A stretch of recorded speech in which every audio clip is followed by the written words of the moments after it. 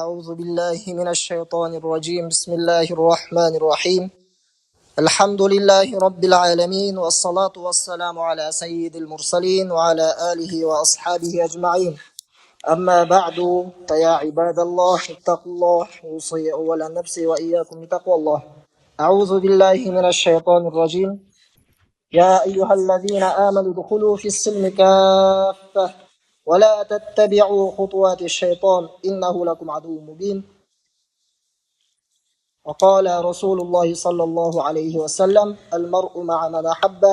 صدق رسوله الكريم.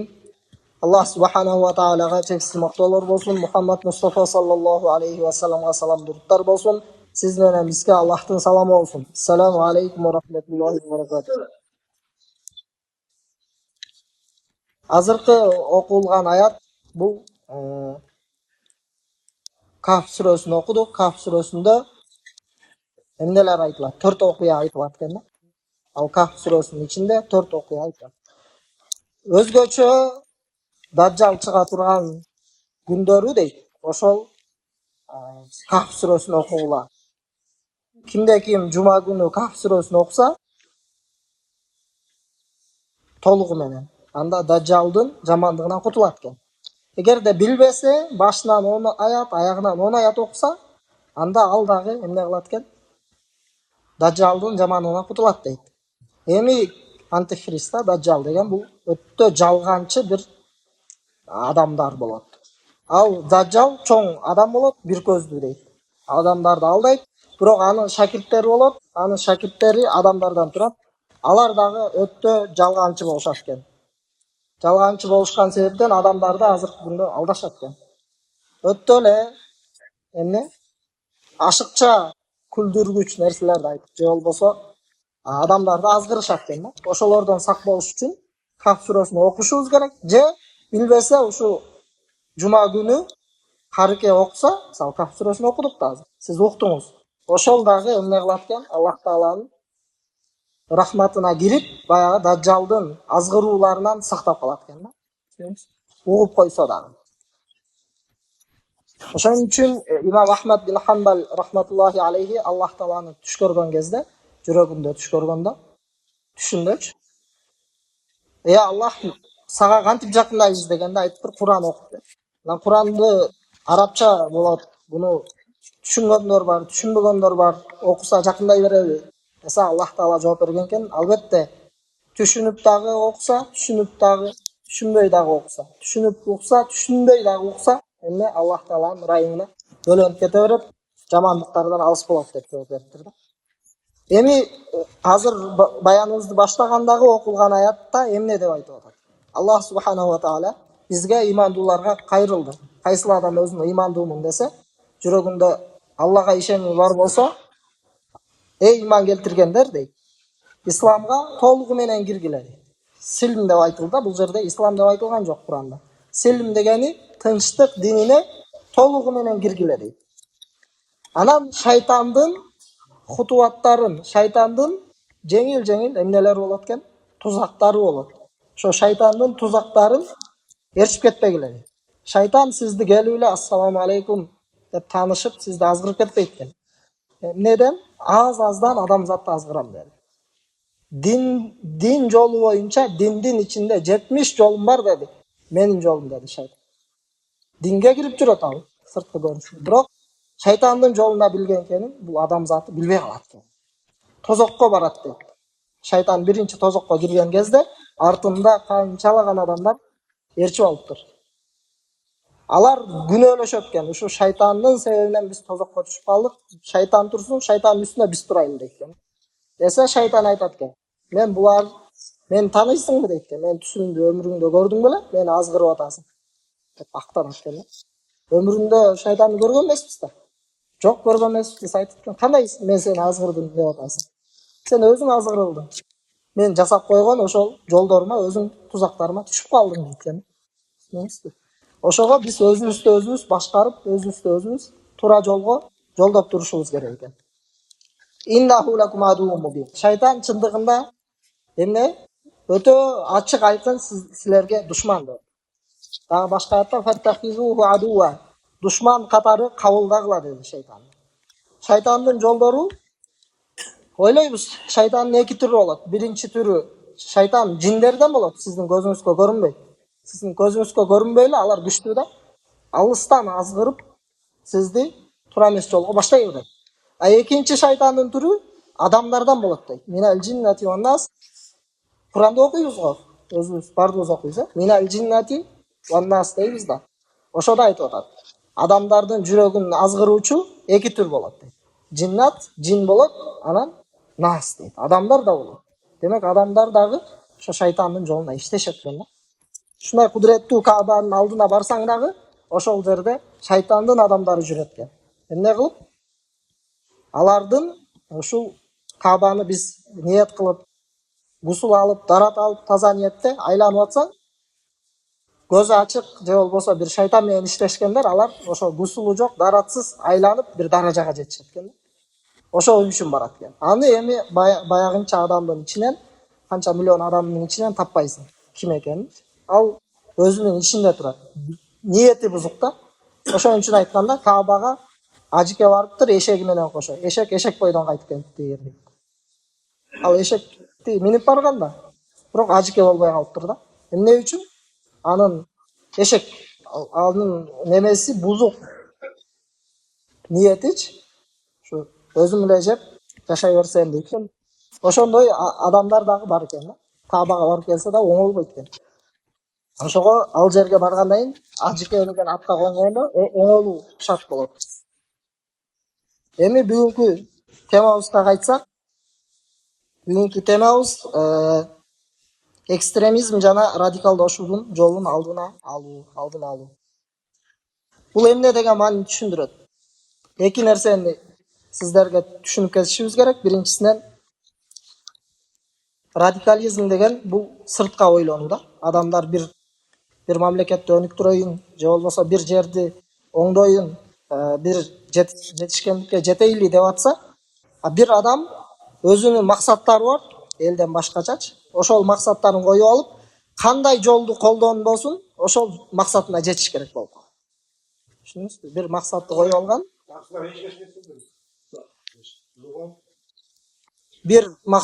алган, ошол максатка эмне кылат экен? Жетиш үчүн бардык жолдордун аракетин коет экен да. Мына ушул туура эмес жолдон адашты деп айтылат исламда. Исламда хавариjdер деген бир чоң ууру жамааттар пайда болгон. Али радиаллаху анху башчы болуп турат. Осман радиаллаху анхунун убагында эле пайда болот алар. Осман радиаллаху анхуну алар өлтүрүп эмне кылышат? Тынышат. Мындайча айтканда, сахабалардын арасында дагы саясат болуп, алар келишпестик болуп турган экен. Осман радиаллаху анху халифа болду. Али радиаллаху анху экинчи эмнеси болду? Кийинки халифа болду да. Ошол учурда Ибн Аббас радиаллаху анху деген билимдүү сахаба болот. Куранды билген, ислам динин терең түшүнгөн, пайгамбар менен, пайгамбарыбыз саллаллаху алейхи вассаламдын алдында жүргөн да. Али радиаллаху анху падыша болду. Усман радиаллаху анхуну өлтүрүштү. Өлтүргөндө Куран окуп отурган, ал өлөрүн билди. Осман радиаллаху анху аз мени бул дүйнөдөн өткөрүп берет, бирок мусулмандардын бийлиги үчүн мен өлүмгө даярмын, шейит болоюн. Куран окуп отурган кезде кирип келишти баягы жамааттарчы, хавариж деген туура эмес, адашып кеткен. Мусулман болбосо алар капыр деп да айта албайсың. Себеби келип намаз окушат. Бизден көп ибадат кылат экен. Сахабалардан көп ибадат кылышат экен. Аябай көп намаз окушат экен. Меккеде жүрсөм, бир адамдар селле кийип алып, аябай намаз окуп атышат да. Анан мен таң калдым, суретке түштүм. Суретке тартып койдум. Анан сурадым бар. Тахсирлар, кайсы жерден болосуздар десем, Йеменден экен. Йеменден эмне кылып жүрөсүздөр? Мынча көп намаз окуйт экенсиздер. Бизден да көп окуп атышат. Десем, бир жамаатта ушундай бир учурда келет, селлечен аппак кийинип алып, окуп кайра кетип калышат. Селлечен кийип алган да. Анан мен сурадым, сиздер каяктан келесиздер? Йеменден дейт. Бирок алардын намазы эмне экен? Намаз окушпайт экен. Фатиха окушпайт экен. Жөн эле туруп алып, дуа кылып эле, туруп дуа кылып, рүкү сажда кылып кетип калышат. Көрсө, алар башка эле жамаат экен да, адашып кеткен жамаат. Аларды мусулман деп да айта албайсың, адашып кетти деп да айта албайсың да. Эмне кылып атат алар? Туура эмес түшүнүккө түшүп кетип калышты. Демек Меккеде дагы Кабанын алдында дагы ошондой Кабанын өнүгүшүнө бут тоскон адамдар болот экен да. Көрдүңүзбү? Демек бул дүйнө күрөш экен да. Ошондой адамдар чыгып калат экен. Эми сиз менен биз ошондой азгыруулар, баягы айттым го, шайтандын азгыруулары болот, тузактары болот, даджалдын системалары иштейт, ошолорго эмне болуп калбашыбыз керек? Бир курал болуп калбашыбыз керек экен. Динди курал катарында колдонуп туруп, бир канча максаттарды ишке ашыруу үчүн туура эмес болду. Мисалы сиз деле азыркы күндө жашоодон мисал келтирейин, тереңирээк сүйлөбөйчү. Сода кылып атасыз да. Сода кылып аткан кезде эми түсүбүз сакал койдук, селле кийип турабыз да, же болбосо топу кийип турабыз. Анан бирөө келип калды да, бирөө келип калып сода кылайын деп атса, бул таза экендигин, товарыңыздын таза, адал экендигин билдириш үчүн субханалла, альхамдулилля, келиңиз алыңыз, машалла, машалла десеңиз, бул сөзүңүз макрүү болуп калат экен. Бул сөзүңүз зикир эмес, бул алдай турган сөз болуп калды. Туура сөз. Аллаху акбар, Алла улук деп атасың, субханалла деп атасың, зикир кыласың, мешитке келип Кудайды эстейсиң да. Бирок базарда туруп алып сен эмне ниетте айтып атасың аны? Башка, мен товарымды алып калса экен, машалла, келиңиз, кана, бисмилла, отуруңуз деп сүйлөп койсо, зикир эмне болуп калат экен? Алланы эстебей эле ал жөн эле айтып атат да. Кудайды эстебеш керек эле ал сөздү айтканда. Бирок менин товарымды алсын десе дейт, бул күнөөкөр болуп калат. Көрдүңүзбү? Ошон үчүн жада калса динди эмнеге да аралаштырбайт экенсиз? Күнүмдүк содаңызга да аралаштырбайт экенсиз да. Ошондой китепте ошондой жазылган экен. Ислам динин эмне деп тааныштырышыбыз керек? Азыр бизде Кыргызстанда Кудайга шүгүр бардыгы мусулман, бирок сырттан келген түшүнүктөрдө исламды эмне деп көрсөтөт? Бул демократияга же болбосо өнүп өсүүгө каршы бир дин деп ушундай туура эмес аталыштарды исламга атай берет да.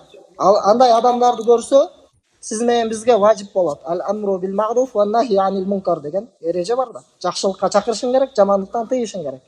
Исламды туура эмес түшүндүрүп атат. Балким ал мусулмандардын катасы болушу мүмкүн туура. Бирок исламда шек жок, таза дин экенин ага түшүндүрүп коюшуңуз керек болуп калат экен. Эмнени жайылтыш керек? Ислам дини тынчтыктын, адилеттүүлүктүн, меримдүүлүктүн жана орточолуктун дини. Аллах Таала Куранда айтты. Ортомчу жолду тандагын. Хайрул умури аусатуха деп Пайгамбарыбыз саллаллаху алейхи вассалам айтты. Кайсыл иш болбосун, ар бир иштин ортомчулугу жакшы экен. Бирөө аябай эле аты чыгып кетти. Аты чыгып кеткенден кийин кайра атын өчүрө албай калды. Кыйналып жүрөт, жашынып, бекинип адамдарданчы. Демек орто жолду тандаш керек эле да ал. Бир адам аша чалып кетти. Кайсы эле иште болбосун, бар аягы жакшылык менен бүтпөй калды да. Вал акибату лил муттакин, иштердин аягы эмне менен бүтүш керек эле? Жакшылык менен бүтүш керек эле да, такуалар үчүн. А такуа деген ошол ортомчулукту карманган адам болот экен. Анан ошол Али радыйаллаху анхунун окуясын айтып коеюн. Али радыйаллаху анху падыша болуп турган кезде адамдар каршы чыгып кетип калышты. Сахабалар ортосунда дагы эмне чыгып кетти? Чыр чыгып кетти. Жада калса, казват, согушка чейин чыр болуп кетти да. Ошол учурда ошону кимдер чыгарды десе, үчүнчү күч болгон экен да. Үчүнчү күч бекинип жүрүп, аттары чыкпайт алардын. Эмне кылышты? Сахабаларды экиге бөлүп уруштуруп койгонго кудурети жетип калды да. Азыркы күндө деле ошол эмне тема болот экен дүйнөдө. Башка эле күчтөр эмне кыла берет?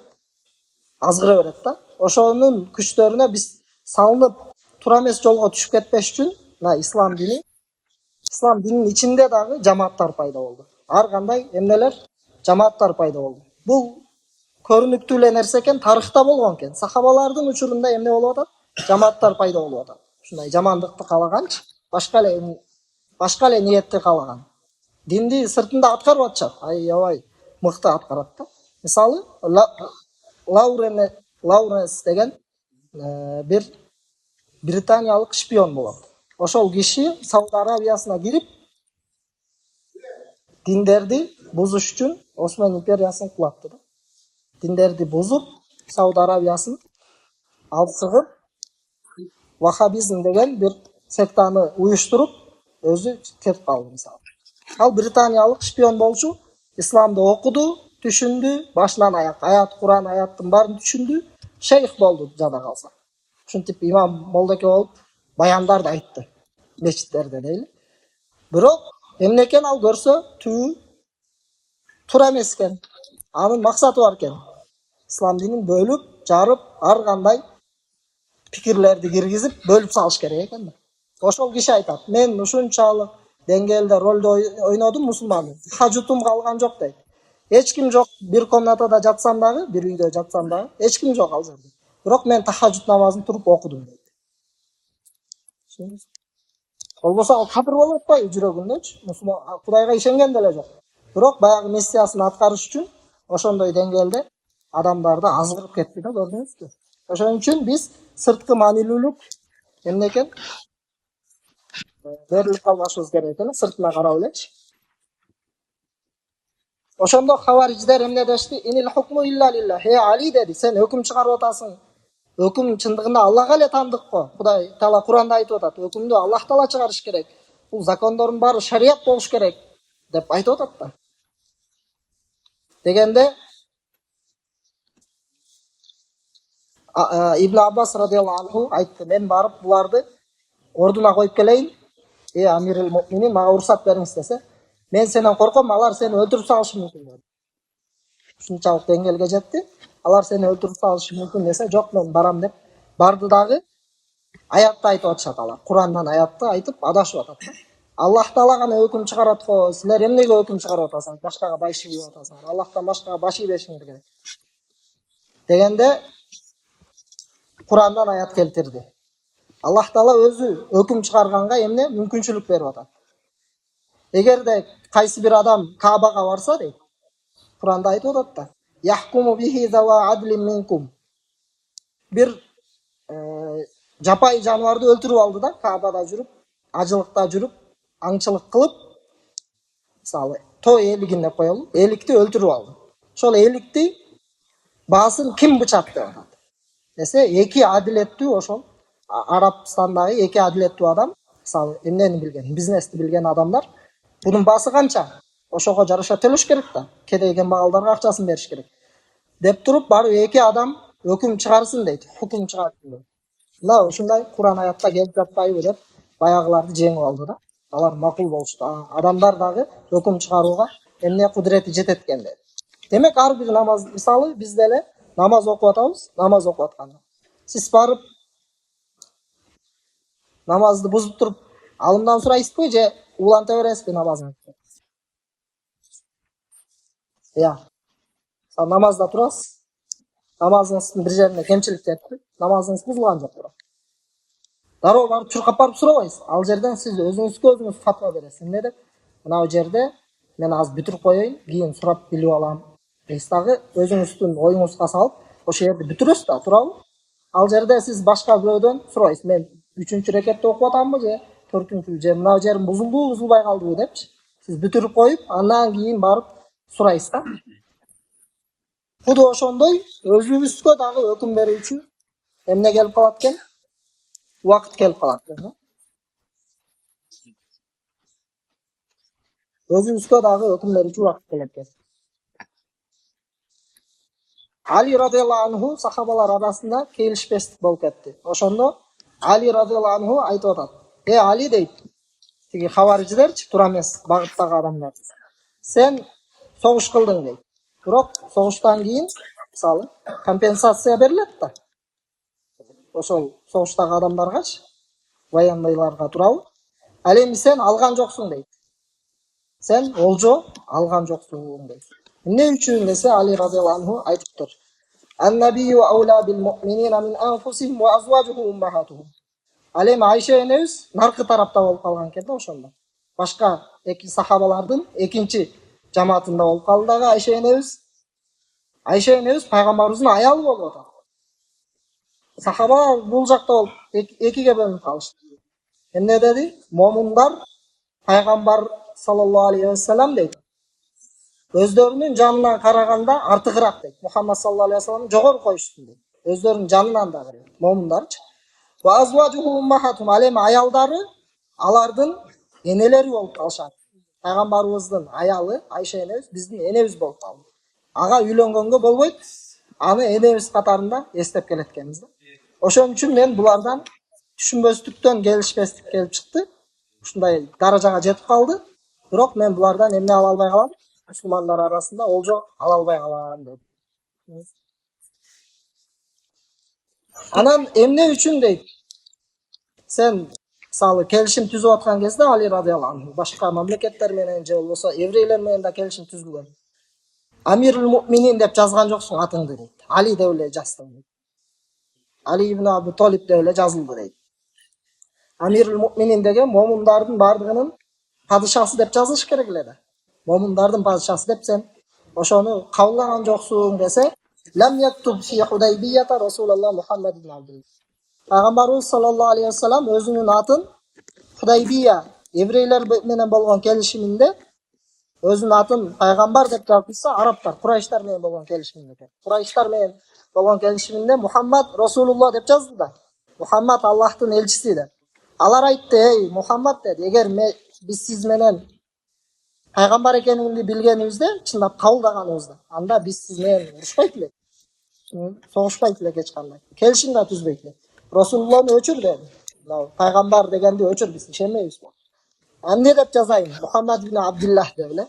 Абдуллахнын баласы Мухаммад деп эле адам катарында жаз. Адам катарында эле кабыл алабыз, сен пайгамбар экениңди ишенбейбиз. Куду ошол окуяны айтып, мына Али радыйаллаху анху мен дагы Амирул Муъминин деп жазган жокмун. Падыша болуп турам, бирок ошол атымды жазган жокмун деп кыскасы Курандын аяттары менен эмне кылып алды? Аларды жеңип алышкан экен. Жада калса христиандар дагы эмне өздөрүнүн дининен тайып, бүгүнкү күндөгү христиандар аша чабып кетти. Ла таглу фи диникум, диниңерде аша чаппагыла деген осуяттарын угушкан жок дейт. Пайгамбарыбыз саллаллаху алейхи вассалам айтты хадисинде: "Инна дина юсрун." Бул дин жеңил өз негизин. Ооруотпогула деди. Фасалу ахла зикри ин кунтум ла та'ламун. Силер эгерде бир маселени билбесеңер, анда зикир элеринен сурагыла деди. Илим элеринен, алымдардан келип, билгендерден келип сурагыла деди. Мисалы, кайсы бир жаатта бир маселеңиз чыкса, ошол жааттын адамын табып, хадисин ошодон барып сурайсыз да. Мисалы, хадис илими. Жада калса ислам дининде дагы ошондой хадистер болот. Фикх илими болот. Маселе ошол чыкканда факихтен сурайсыз. Хадис илиминен маселе чыкса, хадисчилерден сурайсыз. Курандан маселе чыкса, карыкелерден сурайсыз экен. Түшүндүңүзбү? Эгер билбесеңер, илим ээлеринен сурагыла деди. Жана тажрыйба кылып, билип жүргөн адамдардан эмне кылыш керек экен? Сурап алса, билбайинати ва зубур дейт. Алар дагы далилдер менен жана китептер менен жооп беришет. Иза кала ар-раджулу ли ахихи я кафир факад баа биха ахадухума.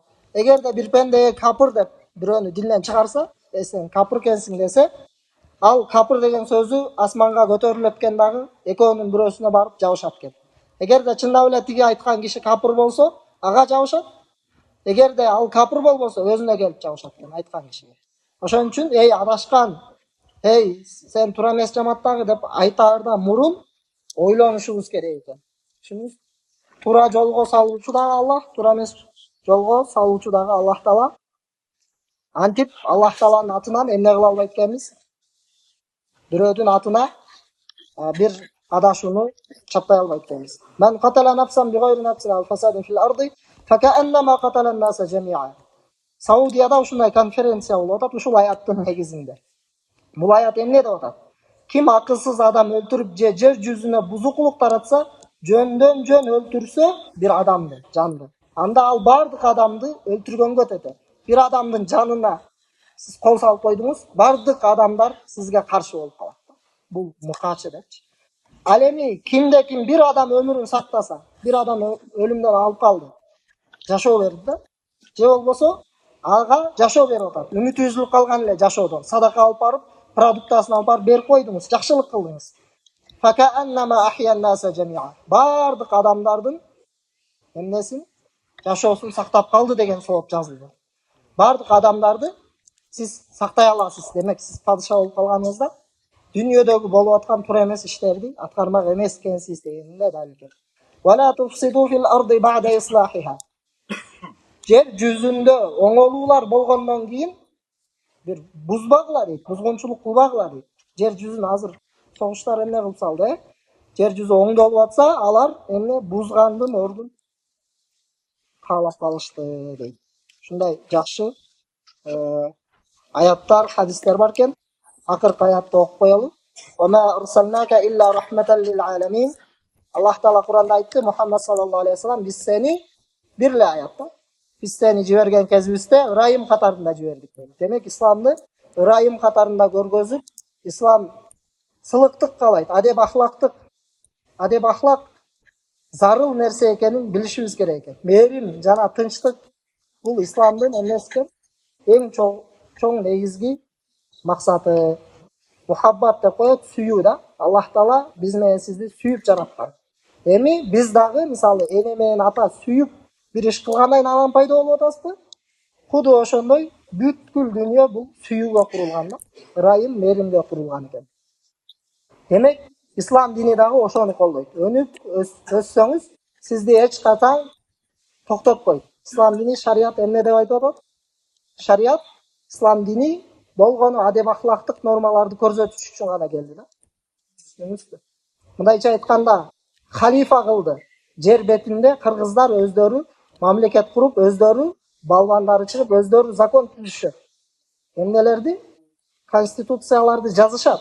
А шарият эмнени үйрөтөт? Конституцияны сакта, адилеттүү бол, ошол жерде коррупция кылып, кыянаттык кылба адамдарга дегенди үйрөтөт экен. Ва ахиру дa'wana алхамдулиллахи rabbil alamin.